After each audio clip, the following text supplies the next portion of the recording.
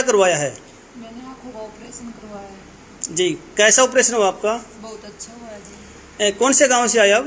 छाजपुर खूब पानीपत। पानीपत। तो बहन जी, आप इतनी दूर से आए हो तो आपने वहाँ क्यों नहीं करवाया ऑपरेशन? मन की संतुष्टि नहीं मिली थी वहाँ पे। जी।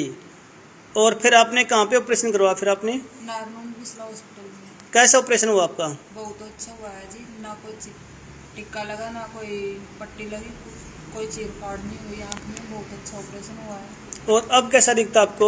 बहुत अच्छा दिख रहा है जी। अच्छा दिख रहा है। हाँ जी। इस ऑपरेशन से आप बिल्कुल संतुष्ट हो ना? हाँ जी। जब आपकी आंखें बनी थी उसके अंदर की में सुआ टका पट्टी ऐसी चीज कोई चीजें लगाई थी आपको कोई? नहीं जी। आप बिल्कुल संतुष्ट इस ऑपरेशन से। तो क्या कहना चाहोगे इस अस्पताल के बारे में आप? बहुत अच्छा हॉस्पिटल है, जिसको भी यहाँ पे आँखें बनवाने आ सकता है। जी। तो ठीक है जी, धन्यवाद जी आपका जी।